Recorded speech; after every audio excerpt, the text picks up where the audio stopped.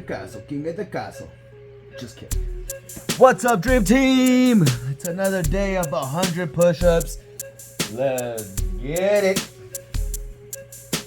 There are two big risks that exist in business. The first is the execution risk. Wait, we're recording, right? Yep. Is the idea risk. Now you could maybe make an argument for a third being, environmental risk, regulatory risk, things like that. But I would say big picture is, does the idea fundamentally work? Is having strangers drive kids around in cars going to be a really good idea? Uber, right? Or creating lockers for cats, is that going to be a good idea? I don't know, right? Or am I going to be able to execute the idea itself? And if you don't know who I am, my name is Alex Mosey. I have an acquisition.com. It's a portfolio of companies that are over $100 million a year. I like talking about business stuff and hopefully making fewer people broke in the world makes me die happy. Okay, so I was having a really good conversation with a friend of mine who's a software entrepreneur. He's had 3 or 4 software companies. None of them have really hit. He's about the same age as me. And he and I sit in very different financial positions at this point in our life. And we were having a really in-depth conversation around this topic, which is appropriately measuring risk. And so one of the issues that I see with a lot of newer entrepreneurs is that they overestimate the payoff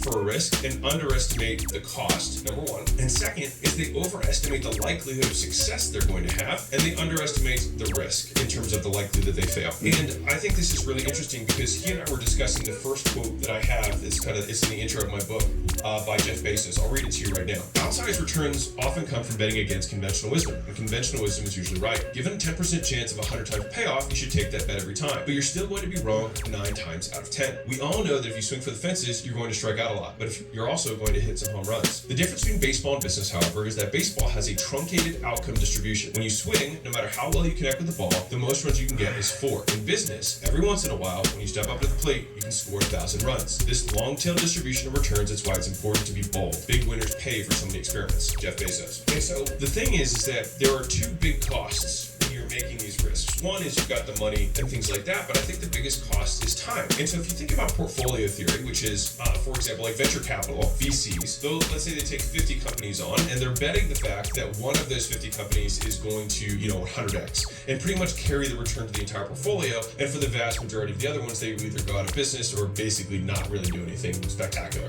And so for the VC, for the venture capital, the investor, it makes sense to take this approach because they're going to get very good returns using this method. Whereas if you are one of the 49 founders who has pretty much all of the net worth invested in this thing and it takes 5 years of your life away to only fail, it can be harder to swallow. And so he and I have had very different careers and lives, and it's because we value risk differently. Now, he would say that he is not interested in making money and he just wants to do something really big and really cool. I tend to be more money focused or money driven, whatever you want to say, because I think that the accumulation of money will allow me to do really cool things later on in my life. And when I say later, I mean give me 20, 30 years of doing this, and I think we can do that. Now, the reason that I want to bring up this topic is because picking the business that you're going to go after, I think, is a very important question that you're going to ask yourself. And you have to understand that you're probably going to fail many times before you are successful. And one of the hardest questions in entrepreneurship, this is also one of the things that come up in the conversation, is when do I push or when do I pivot, right? When do I keep pushing? When do I keep persevering on this idea that's not quite working? And when do I pivot? And it's one of the hardest questions in entrepreneurship because you don't know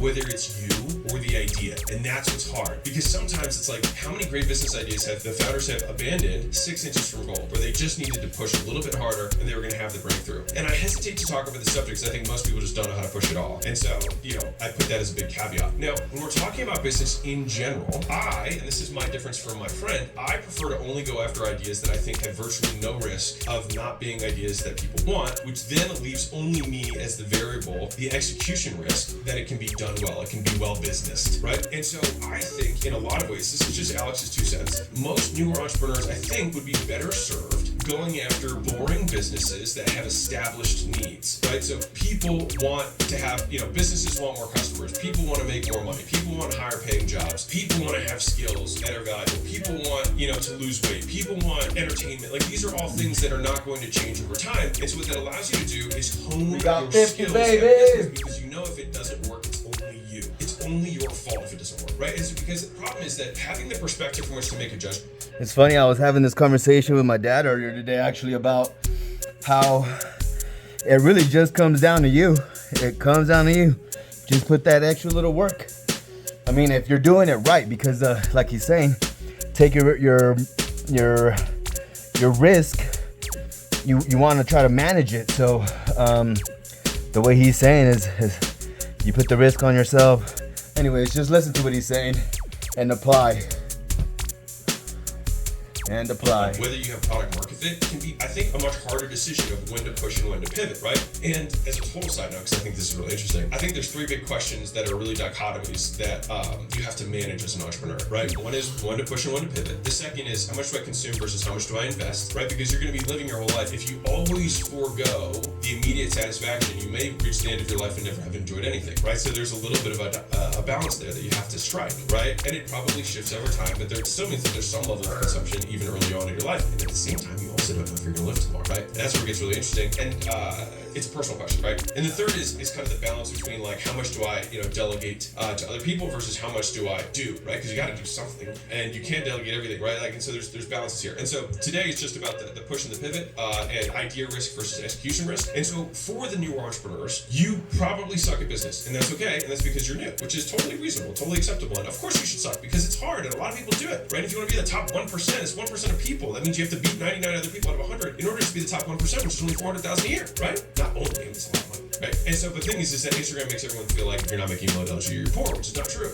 You can save $400,000 a year for not that long and have a lot of money. You know what I mean? And so, anyways, back to the point. If you're picking businesses, the difference that he and I had is that his mentors always went super, super big. They wanted to go change the world and whatnot. But what I don't think we see or appropriately risk or value is the graveyard full of people who went big and struck out. And I think is an interesting caveat to this. Jeff Bezos gives this example, and I want to dive into it in a little bit more detail. Let's zoom out for a second. Let's eliminate Jeff Bezos, Elon Musk, Warren Buffett from the names that you have in your head. If we were to think, what would be required to be number one in the world at a thing, right? You'd have to have the natural proclivity, right? Because if you're competing against everybody, the people who are going to have natural advantages based on genetic code, upbringing, whatever, they're going to win more, right? So that'd be the first thing we'd want if we wanted to create this person who's going to be likely to win. Number two is they'd have to have a tremendous amount of skill, right? So they'd have the natural proclivity, the nurture that created an environment where they had work ethic to pursue the skill, right? So they have to be very, very good. And third, they have to be lucky, right? Because if you think about a whole bunch of people, like imagine everybody who's born really, has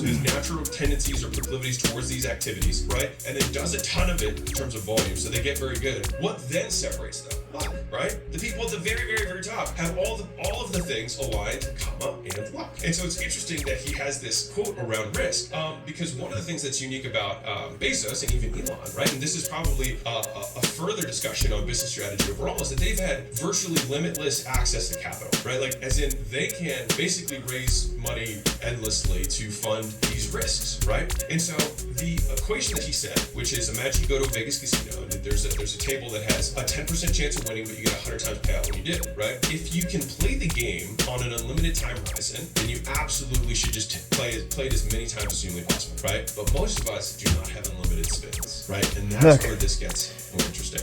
You see, that's what I'm saying. You want to, when you're running a business, you want to try to manage the risk.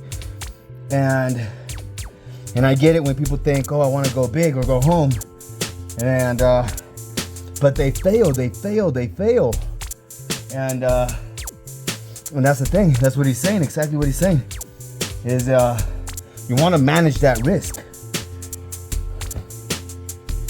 If you were to imagine $1 as a year of life, okay, that you have in your entrepreneurial career, and let's say to build something really epic would take 10 years, and that's like minimum. You know what I mean? Like, Facebook is 20 years old now, right? Which is kind of insane to think about. I think it's 20 years old. Is it 20 years old? I feel like it's 20 years. It's pretty old. 15 years old? It's pretty old, right? Let's just say 15. Right? If you want to build something epic. All right. Means, and how long does it take to test the 20 years old to build something epic? It takes time and dedication and hard work.